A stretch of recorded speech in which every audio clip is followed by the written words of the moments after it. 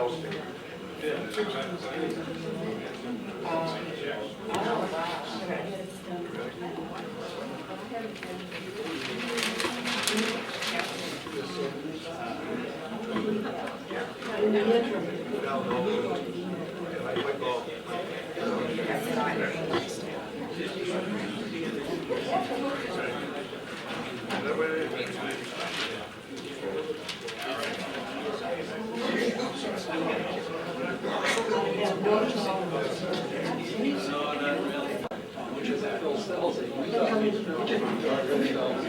And it's on.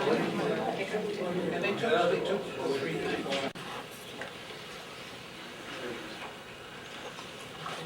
Pledge Allegiance to the flag of the United States of America and to the republic for which it stands, one nation, under God, indivisible, with liberty and justice for all. Thank you. And Bill, would you? Howard is the story of Norwegian resistance, World War II, a British land expedition that got totally screwed up. And it's the most heroic thing from there on you'll ever read. True story. Thank you, Bill. On parking, we have in the town of Lexington a parking Nazi. And if you're on a meter, he'll get you, so you have to be very careful. You have to either park behind the depot, what used to be the depot, or Hancock someplace other than the meter, because they're only for 2 hours, I think, and he's there all the time. Some people, one fellow paid $100 on that parking, and parking handicap right here. So just be warned.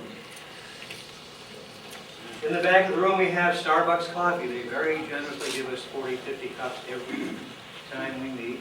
They're glad to do it. We have some little goodies. Who made the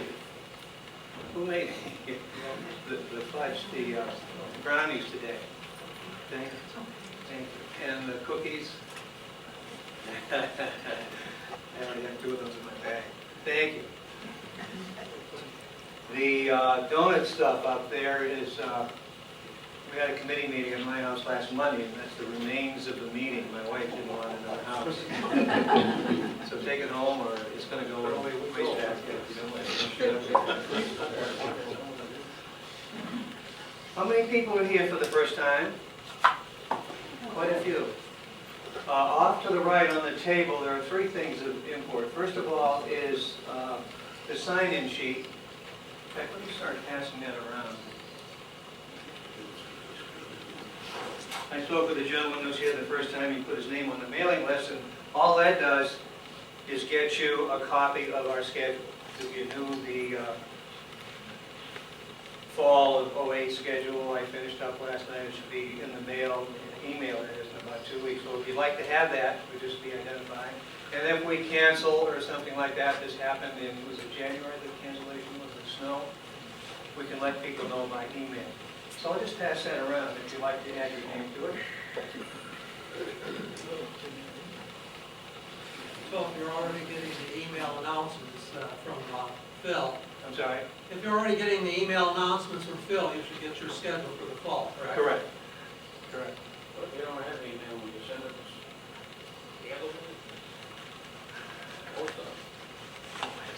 We could, well, we actually, well, that brings up a point. Thank you. On the Starbucks coffee back there, there's a little collection basket because we don't have any funds. I'm going to spend probably $25 or so to get the new schedule made up down at Staples, and the way we do that, that's really our only expense. And we take the speaker to lunch across the street, which we did earlier today. That's all we ever spend, but that's all I have. If anybody would like to contribute, there's a basket back there. Sorry about that. We don't have any funds for stamps on the way. Yes, sir. No, you could have it in the Minuteman, and then the residents at the Minuteman would have it. Bill Kennedy is our PIO, and It goes into the Minuteman, the Lexington Minuteman, the Bedford Minuteman. It goes into the Colonial Times magazine, the announcements for the meeting. It goes into the Lexington Shopper, and it goes to the Council of Aging newsletter. We're halfway through it, and you might want to take these. It's on the table. If you can think of some place to put it, if you had a business or something. I try to put the windows around, but whatever distribution we can get is fine. And also sitting in the back row is a young lady named Marcia Lightbody, who's from the Western Military History Group. And she bought several copies here today, which you're welcome to take. For their next speaker, I put out my glasses, a young man speaking on nuclear submarines. It's on April 17th at the Western Public Library. So I'll leave these both over here. Take them, spread them around.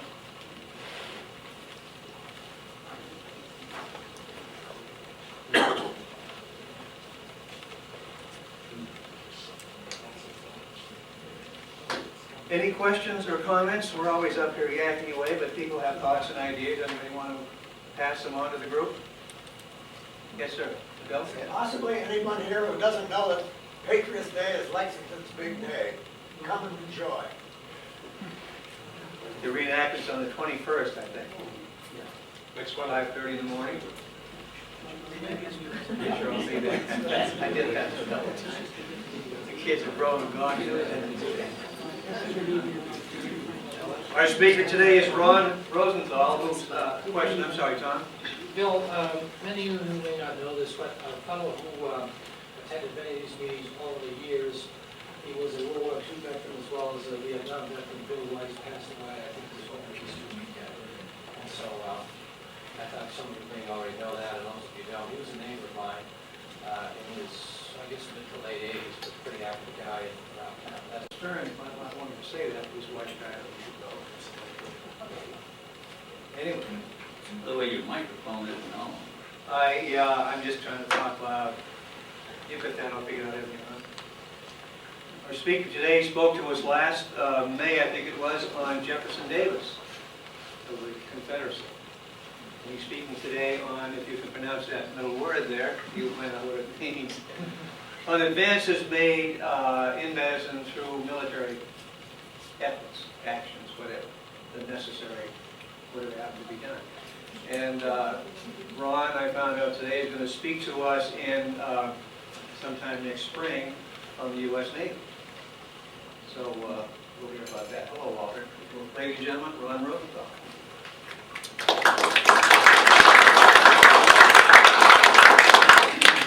Thank you. Question, how many of you in this room have ever had an echocardiogram? How many of you in this room have been vaccinated against smallpox? Just about everybody.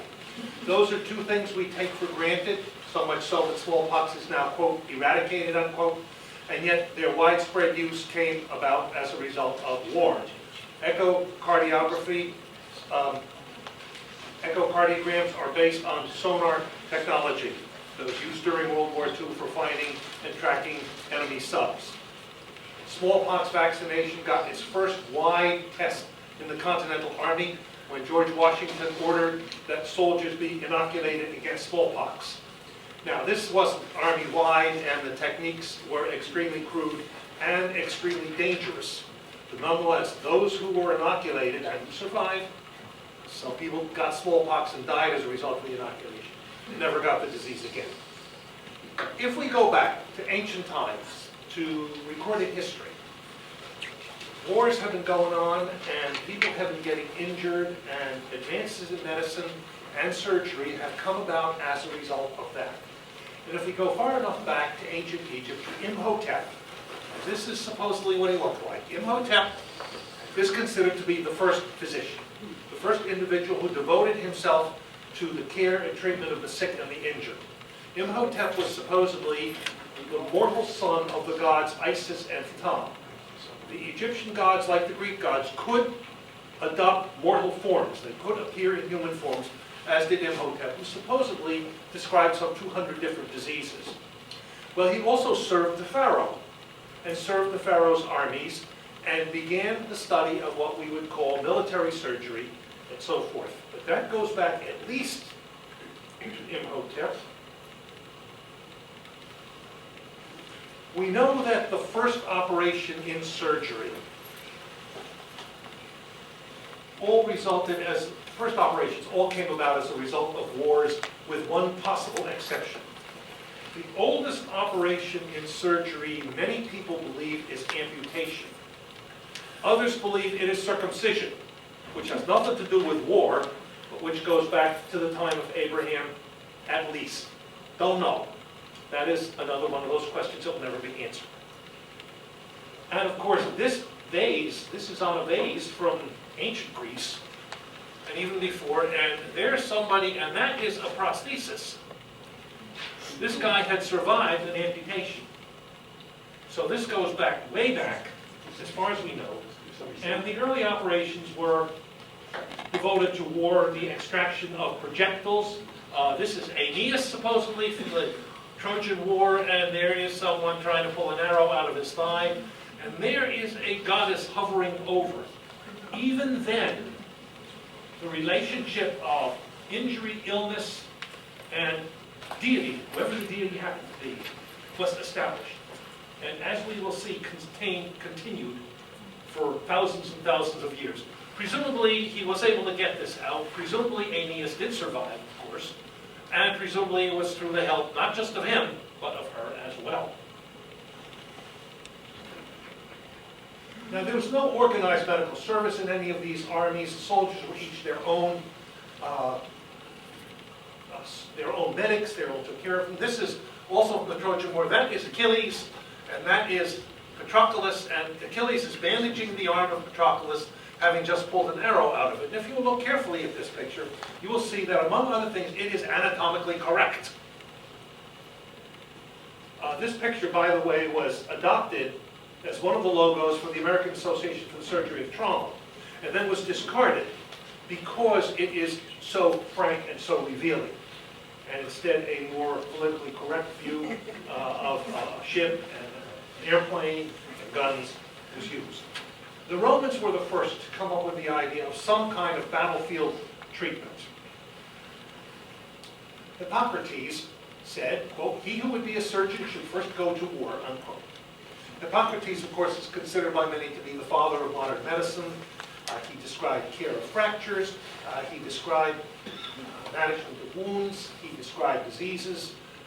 He realized that open fractures, fractures that had a wound, were hopeless. The individual almost always died. Somewhere around then, people learned about the idea of closing wounds using insects, termite-like insects that had little pincers that they would lay over the wound and the insect would pull it together. How did that work? It probably didn't. The Romans used pins to hold wounds together. Control of large blood vessels may have been non-existent at that time, although people did know that extreme heat coagulated blood, and they knew that blood was important. That if you lost a certain amount of it, you would die. And therefore, it was important to conserve blood by whatever means necessary. The Greeks learned to drain abscesses, and then an area of darkness called the Dark Ages, and then the Middle Ages descended. Medicine and surgery became increasingly associated with the church. Disease was a punishment from God. Cure was an act of God. This retarded, of course, the progress of medicine and surgery, except for that progress which came about inadvertently as a result of the continued wars that constantly were in place in Europe and in Asia as well. And one of the things that wars do is they move large groups of people around who spread disease. So military medicine is not just the management of surgical wounds, but the management, if you will, of diseases of epidemiology. And this poor fellow is being heated up, and he is a Spaniard, Espanol, Afrique Gimal de Naples. He is afflicted by the Neapolitan disease, which the Italians called the French disease, and the French called the German disease. Syphilis came into the scene somewhere in the 1500s. And like so many diseases, it seemed to have arisen de novo, with no previous background whatsoever. It just came, and as a result, spread widely. People did understand that it was a venereal disease, but it was also obviously spread by armies. Bubonic plague the same way, and smallpox the same way. This is a picture of people who are, this is presumably smallpox, and they are being ministered to. Now that didn't always happen. It was understood that these diseases were contagious, and so people stayed away from them. Also along there came the concept of quarantine from the Latin word for 40. A ship with sickness on board had to stay outside the harbor for 40 days so that all those who were sick could die off. essentially, before he could come into port. Well, of course, gunpowder comes along, and that changes the whole scope of things. Instead of merely extracting projectiles, as this shows, this wound man, which was used for instruction time. Here's gunpowder right here, and it described a whole new kind of injury, blast injuries, tissue damage, and burns, and so forth. People had to learn how to deal with that. More gangrene, and people learned somewhere around the 1500s or 1400s the use of the tourniquet. As I said, military surgery is amputation, and then a lot of other things added onto it. This is an amputation going on. There is a crude tourniquet there. This is 1525, and it shows a major advance in surgery at the time. The major advance is this, assault. Prior to that was going to not everybody survived as one might guess. Perhaps one of the very first modern quote-unquote surgeons is Ambroise Paré, who was in the service of some of the French court and followed their armies around, treating their nobles who got hurt. Not the common men, not the grunts. The nobles got. And so one night, the story goes, Paré ran out of boiling oil, which was used as a hemostatic agent, as a blood coagulating agent, and in desperation, used a ligature, tied off the vessel. Now remember, this is on a weak individual, or maybe the individual had fainted, or was already in the terminal stages of fatal shock. But the next morning, he found out that those soldiers that he had not used the boiling oil on were very comfortable, and those who had were, of course, he had just inflicted more injury, and so he realized immediately that boiling oil was not the way to go. Even then, amputations did result in prostheses. Now, this is from the 16th century, and here are all kinds of articulated limbs, not hideously different than the ones that are in use today. But this goes back to the 1500s. It's a long time ago. Well, early in the 18th and the early 19th century, we have the age of, quote, enlightenment, unquote. And I say that in quotes because it was hardly an enlightened period of time. The idea of deficiency disease was first brought forth by a British Royal Navy surgeon named James Lynn, ultimately Sir James Lynn, who discovered the idea that scurvy, which was endemic among sailors who were at sea for long periods of time, could be prevented by the use of citrus fruit juices.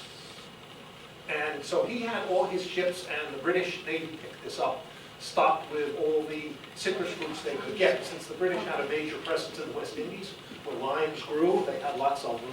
And of course, to this day, Brits are known as limeys, and that's where it comes from. This was the first description of a deficiency disease, that is a disease caused by the lack of something, rather than some noxious agent. And it was the Royal Navy surgeon who discovered it. Well, that came just in time for Napoleon and the Napoleonic Wars, which killed millions and millions of people. The idea of cutting away dead tissue from a wound so it could heal better goes to a Frenchman named Dassault, and his two brothers, one of whom was named Lisfranc, a not nice guy, but a fine surgeon, and the other, Jean-Dominique Larrey, who became Napoleon's chief surgeon. The chief surgeon in his army, Larrey, described several different amputations. He was apparently a man of considerable surgical talent, and supposedly could do an amputation at the shoulder in 1 minute and 45 seconds by the clock. And occasionally, a patient, someone would actually survive this. Again, remember, no anesthesia, no antisepsis, and no light. But tuck that away in the back of our heads about the concept of light. Larrey was respected even by Wellington, who was supposedly at the Battle of Waterloo, saw a group of Frenchmen working, and before his batteries could be trained on them, he recognized Larrey as being one of them and said, no, he is a great man, aim somewhere else. Is that true? Probably not. One of those apocryphal stories that we like to hear about great men, you know. Wouldn't it be nice if Wellington actually said that? Larrey organized the first evacuation system.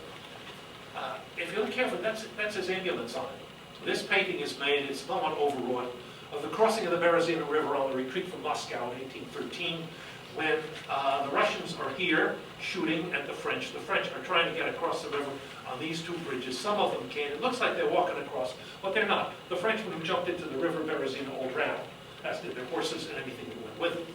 But there are the ambulances waiting to cross as well. That is presumably Larrey, the first one to think that up. The first surgical textbook, medical and surgical textbook published in the United States of America was this one. It was a war surgery textbook written by a fellow named John Jones, professor of surgery at King's College, which today we know as Columbia University.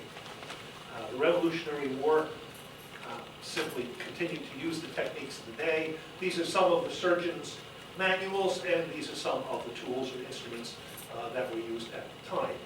Bullet removal was a big deal.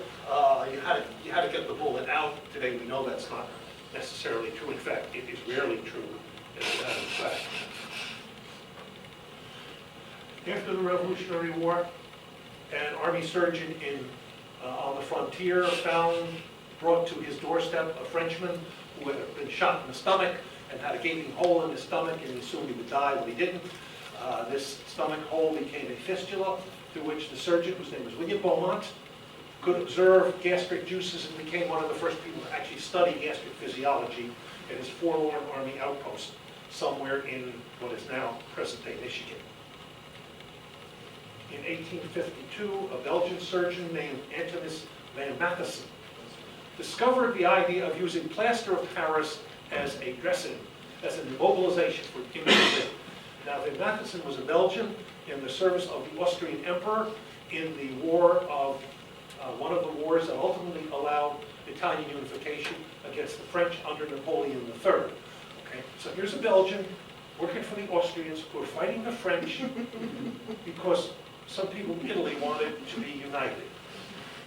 Figure that out if you can. It takes a while and a couple books if you want to do it. But plaster of Paris, as is described by van Matthesen in 1852, is not terribly different than the way casts and splits are put on today. Anesthesia came into being long around then. Origins of anesthesia are obscure. Who was the first, we don't know. Several people simultaneously, somewhere around 1840, 41, 42, came up with the idea that nitrous oxide, which was known as laughing gas because it would make people giggle, could also be used as an anesthetic, so that people would be rendered insensible. Likewise, ether and chloroform were discovered about the same time with the same properties. These drugs, when inhaled, could make one profoundly asleep so that they would not feel pain. This is one of the great discoveries of humanity to allow medicine and surgery to continue. The first one was the discovery of anesthesia. Now, this was not without controversy. There were more than a few surgeons who believed that it was wrong because, quote, a good yelling, unquote, as one British surgeon put it, was stimulation enough for someone who was injured and was having the leg amputated. Then the stimulus of the surgery without anesthetic was more important than having the person pain-free. And of course, from surgery, the next logical use of anesthesia was in obstetrics. And this called forth a tremendous response from the medical establishment. Remember, the medical establishment is 100% male. And we are still in an era where people look to religious writings. And there was a few people who believed that this was wrong, that, again, the stimulation of obstetrics of childbirth was important for survival and for thriving of the baby, and others who believe that it is violation of the law of God, as given forth in Genesis, that modern woman must continue to pay for the sins of Eve. Again, this is a doctrine promulgated by men, some of whom were celibate men called priests. Nonetheless, Queen Victoria, in 1853, for the birth of her 8th and final child, had the use of chloroform. Queen Victoria was tiny. She was 4'8" tall, something like that. Her husband, Prince Albert, was considerably larger, and that would mean every one of her births would be difficult. Yet she managed to crank out 8 of them. All 8 children survived infancy, all lived into adulthood, although the 7th, Prince Leopold, was a hemophiliac, and the fact that he lived as long as he did was a tribute to the fact how well he could be insulated from the rest of the world, for there was no treatment for hemophilia.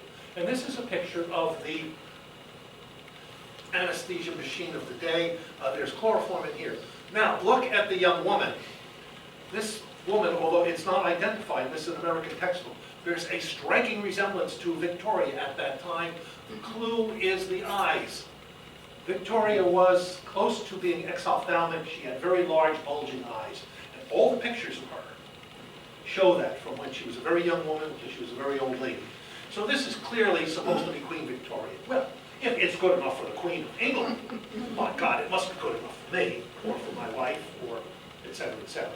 But it was not until Victoria, now this had nothing to do with war, unfortunately, that anesthesia in obstetrics became respectable and not sin or evil or bad. And of course, modern obstetrics, obstetrical anesthesia today is a subspecialty of anesthesia. There are anesthesiologists who do nothing but obstetrical anesthesia because it is so important and so critical. Well, this came along, anesthesia came along just at the time of the Crimean War of 1854 to 1856. This was the British and the French, excuse me, against the Russians.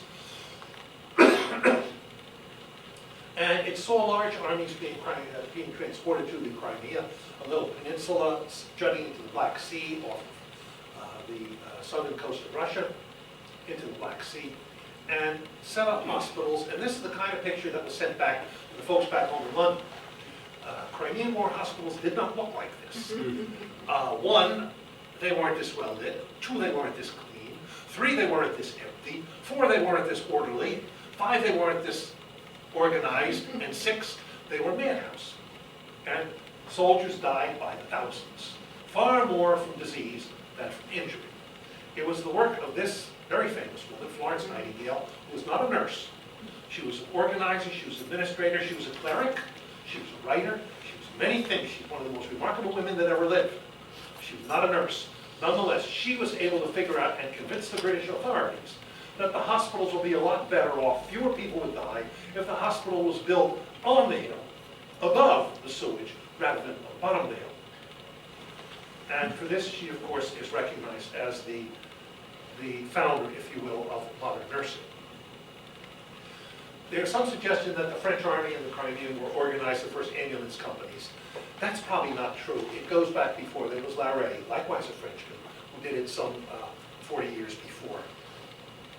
But most of the casualties of the Crimean War were from disease. The legacy of Florence Nightingale is, of course, that of hospital organization and sanitation. And she came along and the Red Cross followed. In 1859, again, one of these battles for Italian unification between the Austrians and the French, in this case the Battle of Solferino. Likewise, the Austrians and the French for the Italians, being witnessed by a Swiss man named Jean Dunant, saw what was then considerable carnage, for want of a better word, and organized what he would call the Red Cross. How did he pick the Red Cross? He was a Swiss man. His national flag is a white cross on a red background. He merely reversed this. With a red cross on a white background, the International Red Cross was founded in 1863. And its emblem, as we know today, is the reverse flag of Switzerland. The concept was it was an international organization. One of the very first attempts to bring humanitarian concepts beyond political and regional boundaries. Now, of course, the Red Cross came along just in time for the American Civil War, which brought forth casualties on an unprecedented scale, best described in the most recent book by Guggield and Faust, The Republic of Suffering. Unprecedented size armies, unprecedented size casualties, particularly given the number of population in the country involved. 620,000 Americans on the north and the south died as a result of the Civil War. More than half from disease, less than half from injury. That was 2% of the total population of the north and the south put together. The casualties from the south were a little bit higher percentage-wise than they were from the north. Partly the reason that during the Civil War, the north of the United States gained population from immigration.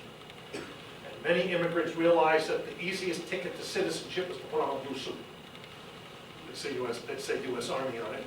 Because that path to citizenship exists to this day, and is used by many people. The first major battle of the Civil War, major battle, was the Battle of Shiloh, April 6th, 7th, 1862. More casualties at Shiloh than the entire Revolutionary War, including a couple of deaths, including this is Albert Sidney Johnson, the Confederate general, who bled to death on the field from a bullet wound in the back of his leg, cut his popliteal artery. He was the great white hope of the South.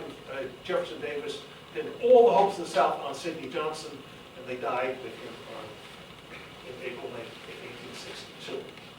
But the casualties of the Civil War were astounding, even by modern standards. The Army discovered that it would be a good idea to put hospitals in tents, which they did after the Battle of Shiloh, and the Army continued in tent hospitals up until the Vietnam War. Medical care was based on Crimean War experience early on. Lots of telegraph, newspapers, ways of spreading information. One of the first things that happened was anesthesia was used widely by both armies. Very, very few surgeries done without either ether or chloroform.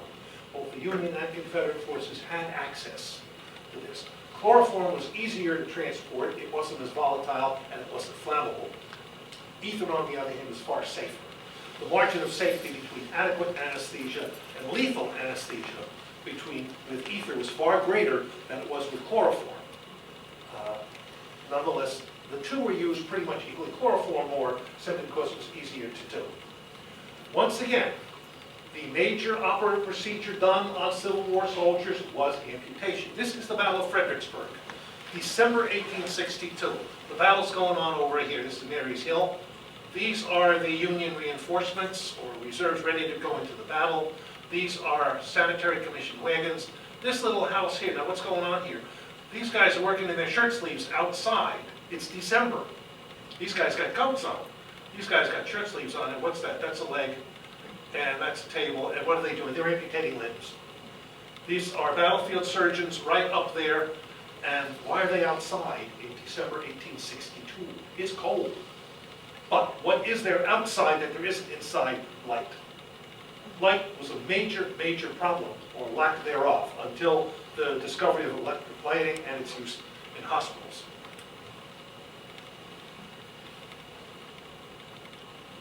The first accurate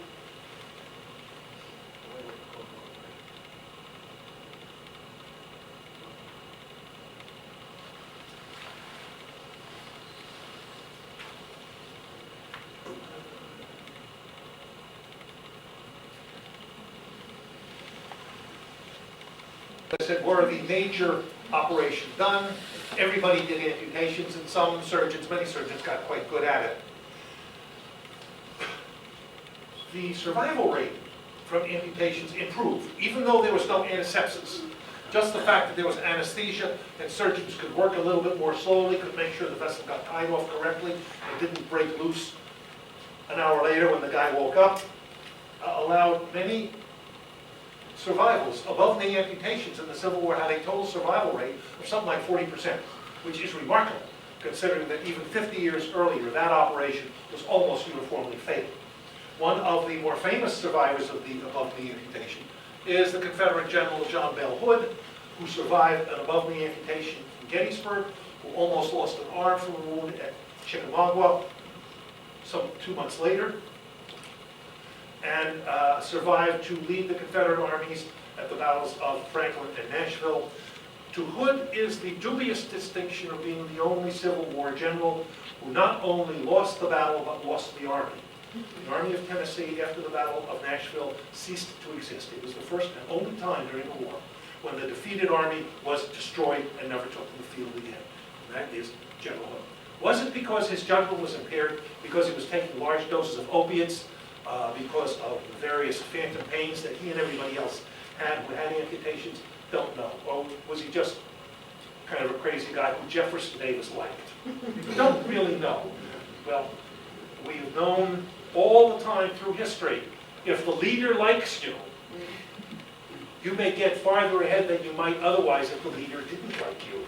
And sometimes the leader liking you has very little to do with your talent. and that unfortunately is not unique. The Army Medical Museum was organized by first to show and document casualties. And this is the first time that there is an adequate attempt at documentation, at record keeping, at looking back later and saying, well, you know, we had 10,000 of these and 8,000 survived, and this might be the way to go, or we had 3,000 of these and they all died being treated this way. That's clearly wrong. This began with the Civil War, so that pictures such as this, taken long after the war, of an amputee and his prosthesis, were common in the Army Medical Museum, which today is the Armed Forces Institute of Pathology.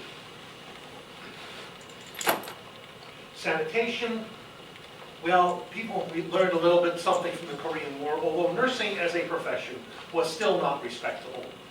There is a story that Florence Nightingale herself died of syphilis. That is not true. She didn't. She died of natural causes. She did not die of syphilis. That's one of those rumors that makes its way through history. It's not the case. Although nursing was not a respectable profession during the Civil War, nonetheless it attracted some women. They had to be older and they couldn't be very attractive, as shown by this picture. But most of the nursing was done by volunteers, by men. The most famous being this, it's Walt Whitman.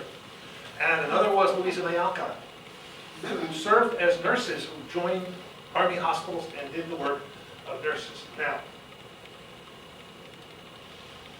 soldiers were transported up, down rivers. The Civil War was a war of rivers as well as railroads, on converted steamboats. And here's one, they didn't have TVs, so they have practicing trained animals for their enjoyment. We cannot picture a Civil War battlefield type hospital. We cannot picture the noise, the yelling, the crying, the screaming, the loud voices, the shouting. We cannot picture the action, the motion back and forth, some of it purposeful, some of it non-purposeful. We cannot imagine the sight, the dirt, blood on the floor, vermin, rats, flies. We cannot imagine the smell. Excrement, vomit, dried blood, gangrene, death. We cannot imagine that today. But most modern hospitals today don't have any smell at all. Not so very long ago, you could smell a hospital kind of had an antiseptic smell. Not the modern ones. Today, you don't smell anything. You cannot picture what the Civil War hospital was like, and it's not surprising. So many men died in hospitals of typhoid fever, of various kinds of bacterial infections, of pneumonia, or in the case of Scarlett O'Hara's first husband, measles. Remember Gone with the Wind? Charles Hamilton, she marries him, he dies of measles, or anybody can shoot him. And she is really pissed because she at least could have gotten killed gloriously, but he didn't.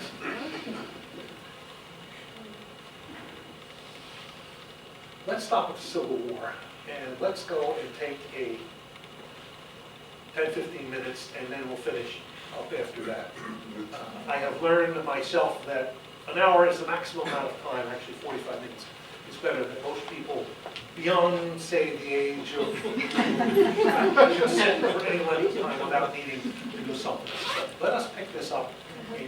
This is a brick, and it's before he became a lord, and his name is Joseph Lister. This is one of the founders of modern antisepsis.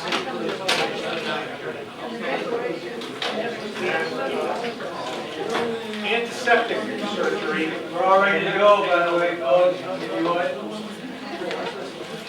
Thank you. Antiseptic and then aseptic surgery came about after the American Civil War.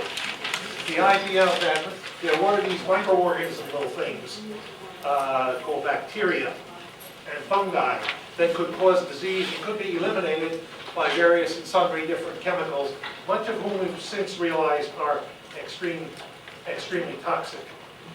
Well, this discovery came along just in time for the Franco-Prussian War, 1870, a little war cooked up with the connivance of the sovereigns of the two nations involved, Napoleon III of France and Bismarck, the Chancellor of Germany, the King of Prussia, rather the Chancellor of Prussia, the King of Prussia, Wilhelm I, was little more than a figurehead.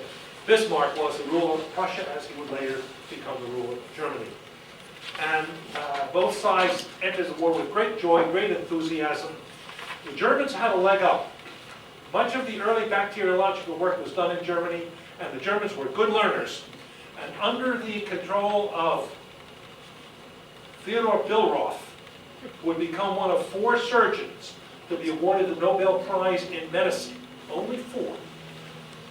Billroth took over much of the management of the Prussian military medical service, the result being that as a result of the Franco-Prussian War, for the first time in history, a nation lost more men from casualties than from disease. That was the Prussians, not the French.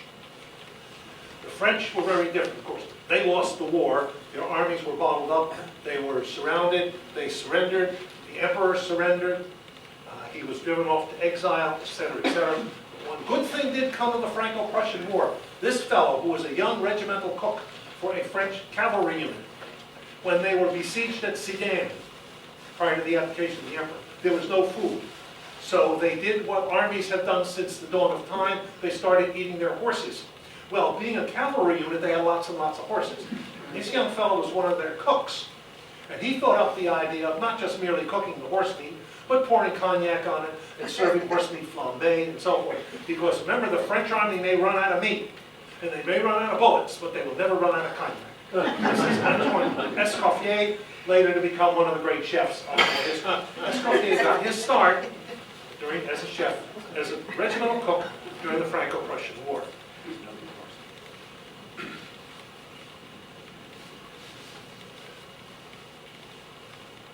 That came in time for the Spanish-American War.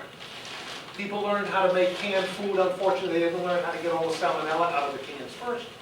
So that during the Spanish-American War, far more Americans died from disease, most of it being salmonella-induced disease from canned food than from injury, and from malaria and yellow fever. And it was the work of this fellow, this is Major Walter Reed at the time, and his group that brought up and identified the concept of a vector. That is, of an animal, in this case a mosquito, that could carry a disease without being affected by it. The mosquito didn't get yellow fever, the mosquito did not get malaria.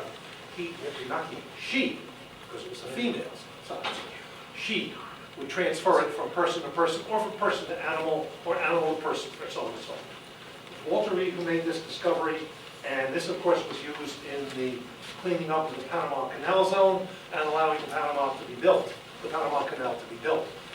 Of course, the cleanup of yellow fever and malaria only applied to the American enclaves, only applied to the engineers, did not apply to the thousands of West Indians who were imported to actually build the Panama Canal, who died by the thousands of yellow fever and malaria during the building of the Panama Canal. Nonetheless, this was a tremendous advance, although neither disease has been completely eradicated. Electric lighting now came into use, and it's perhaps electric lights might have saved this fellow, President McKinley, or his predecessor of a few years, President Garfield. Both of them were shot. Both of them were operated on promptly, particularly McKinley. And at the time of the operation, he was shot in the abdomen, and the bullet went through his stomach into his pancreas. They found the 2 holes in the stomach. Now, this is 1901. They couldn't find the bullet. The bullet was in the pancreas. They sewed up his stomach. He was fine for a couple of days. Then he developed ultimately fatal pancreatitis and died. Garfield was shot in the flank. Multiple attempts probing for the bullet. They could never find it. They could never see it. Now, they didn't need to probe for it, as we've since learned. But with hundreds and hundreds of ungloved and unsanitized fingers, eventually he developed a sepsis and died from it. Proper lighting, maybe somebody would have found the bullet very early on, and they would have quit poking. Maybe he would have survived. Don't know. Well, of course, the 20th century comes along, and the center of medicine and learning moves from Europe, either Vienna, Paris, or Berlin, depending on whether you're a Francophile or an Austrophile or a Germanophile, moves to the United States, where it has been ever since. Explosion of progress in medicine and surgery like everything else. Just in time for the seminal catastrophe of the 20th century, not World War I, the Russo-Japanese War of 1904-1905. A much photographed, but little understood, little studied war, the lessons of which were never learned, not by anybody, as we shall see to some extent, certainly medically. It was cooked up partly by this fellow, the weak-willed Tsar of Russia. A splendid little war. He wanted to unite the country, to dispense of these Japanese terrorists. And Japanese were perfectly happy to oblige him. It caused forth casualties on an unprecedented scale, particularly for the small nation of Japan. The first real use of true hospital ships, where shipboard medicine and surgery could be carried out. This was by the Japanese. The Japanese used the Germans as the models for their army and for their medical service. They used the British as the models for their navy. The result being that the Japanese Navy was entirely built in Britain. The Japanese Army was supervised, at least early on, by Prussian and then German officers. And this continued on into the middle of the 20th century. The Japanese Army and the Japanese Navy thought differently, did not talk to each other, and often heartily disliked each other to the point where they would sabotage each other's efforts. That is a whole other talk. The Japanese again lost more men from injury than from disease. The Russians, of course, didn't. And the Japanese, for the first time, used professional army nurses. This is 1905. This is Tokyo. This is a posed picture, I'm sure, showing the nurses carrying the casualty. And notice they are in Western dress with the caps, the little red cross, the white dresses, but they're not completely in Western dress now, are they? Japanese shoes. That kind of has been sort of the history of modern Japan, isn't it? Until then. The lessons of the Russo-Japanese War were many, almost all of them totally ignored. An aside, the Russo-Japanese War opened with an unannounced attack on a Sunday morning by the Japanese fleet at the Russian Navy fleet anchored in Port Arthur. A couple of ships were damaged. It did not do the damage that the Japanese had hoped it would do, which would be to disable the Russian Navy completely, but it set the stage for what ultimately would be one Russian catastrophe after another. In 1941, on December 7th, a Japanese squadron of airplanes is flying over Pearl Harbor on its way to bomb, and one of the officers looks down and sees the American fleet. There's not a single anti-aircraft gun against them. There's not a single airplane. And he supposedly turned to the pilot and he said, "Didn't the Americans ever read about Port Arthur?" Tells it all. But these advances came along just in time for World War I, which of course brought forth casualties on an absolutely unprecedented scale. These are French generals. This is 1915, and these guys are still pretty much in charge. Understand a couple of things. 20 million people died as a result of World War I. At first, the French used a technique called attaque à l'outrance, attack to the utmost.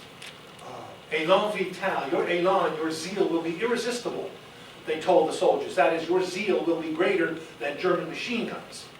Because while the Germans were busy building machine guns by the hundreds, the French were busy studying élan and teaching their troops to charge against all obstacles.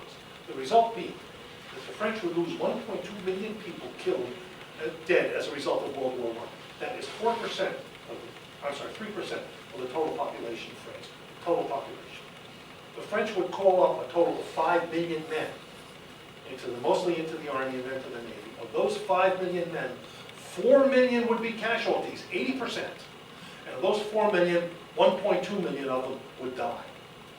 A loss in manpower of the young men of the country, from which France as a nation has never recovered, and in all likelihood never will. The losses of World War I on the French nation, not just on the population, but on the spirit of the nation, are incalculable and, in my view, everlasting. By modern standards, extrapolating those figures to the United States, there would have to be 9 million dead, 45 million casualties for the United States to have a casualty and death ratio similar to what the French had in 1914, 1918. Half of the French casualties occurred in the first 6 months of the war. Medical facilities are totally overwhelmed, as one might guess. But nonetheless, the concept of attack à l'outrance against all odds. Now, this is later on in the war. And why do we know it's later on in the war? One, they were in light blue uniforms, and two, they got helmets. And that goes 1915, late 1915, early 1916. The French did not adopt helmets, nor did they adopt protective color. They went into the war with their soldiers wearing bright red pants and bright blue jackets, which of course the Germans mowed down by the hundreds and by the thousands. This is the French élan. This is the French scene. It's never been repeated ever since. Of course, some men did survive. This is a French amputee. Again, the prostheses are not terribly different than what we are seeing today. Fluid replacement, stored blood. The first battlefield transfusion occurred in 1917. The first person-to-person transfusion, direct blood transfusion, was during the Franco-Prussian War. The Prussians did that. Splinting of open fractures, using a device that had been discovered some 40 years before. Tetanus antitoxin, motorized evacuation, because the automobile had recently been discovered. This is a British unit on the Somme. These are taking some casualties off. And they're using the Red Cross, which became an international symbol. The development of the portable X-ray machine, largely due to the work of this woman, who is, this is Madame Curie, not a physician, a physicist, and yet she organized the idea of building X-ray machines, putting them on the back of army trucks, excuse me, and going from hospital to hospital behind the lines. All of that occurred in World War I. Psychiatry made a big step forward in the discovery that shell shock was a real disease. It wasn't just cowardice. And the British began to address the concept of shell shock and the kind of treatment for it today that is metamorphosed into what we know as post-traumatic stress disorder. It's during World War I that people first came with the idea that this is something special. This isn't just inadequate personality or weak character or all these other adjectives, but it's a real disease and it should be treated like a real disease. Plastic and reconstructive surgery took a big step forward too. Many of the casualties and the wounds who survived were the face and head. Soldiers stick their heads up over the end of the trench just as a shell exploded nearby. The British helmets were designed in such a way that if a shell hit it right, it would drive the helmet into the occupant's face. The result of very severe facial wounds, most of which were survivable. Most of the abdominal and thoracic wounds, even in World War I, were fatal. Most head wounds were fatal. So it was the face wounds and the extremity wounds. So that after the war, this is the Ruined Faces Club. This is a group of Allied veterans with either, here's a nose gone, there's a nose gone there, there's an eye patch. All these guys have lost some part of their face. You all remember the movie Chariots of Fire. Early on in the movie, as they're all unloading their bags, the people doing the unloading are wearing these very elaborate leather and metal facial prostheses. They're all World War I vets. If you remember, that movie won the award for Best Costumes. An award, in my opinion, well deserved. Extremely accurate portrayal. Plastic surgery became a separate discipline, a surgical specialty, as a result of World War I, primarily under the direction of two men, Sir Howard Gillies in Britain and Vilray Blair in the United States. Thoracic surgery, likewise, with the discovery of the way of treating infections in the chest, which followed the influenza epidemic which occurred at the end and after the war. The soldiers would get infections in the chest that had to be drained. The idea of how to do this, drain this empyema, came from an American surgeon. His name is Evarts Graham. He is a major at the time, and he was a civilian who had joined the Army. Dr. Graham would then go on and develop and be the first leader of the entire specialty of thoracic surgery. After the war, Dr. Graham and Dr. Blair would both return to their civilian jobs in Washington University and the Barnes Hospital in St. Louis, my alma mater. Hospital units were brought over as an entire unit. There was the Peter Ben Brigham unit. There was the Guy's Hospital unit in Britain. Many of the docs, the nurses, the technicians all came, and nursing became a respectable profession. So the young women of respectable families could train to be nurses and could then go. This is a young Canadian woman, age 19. She's in the dress of a student nurse. She's going to finish and then go off with her unit to France, and her name is... Amelia. Yep, this is a young Amelia Earhart. Well, after World War I, people kind of tried to pick up the wreckage, but World War II would come, and there would be a brief tragic interlude called the Spanish Civil War, 1936 through 1939. And for the first time, on a large scale, civilians would be targeted as part of military strategy. And the best reminder of that, of course, is Picasso's painting of Guernica. If you want to see it in the flesh, it's at the Reina Sofia Museum in Madrid. It is displayed in such a way that you have to go through sort of a corridor in the dark, and then all of a sudden you walk out into an open space, and there it is. Very, very striking.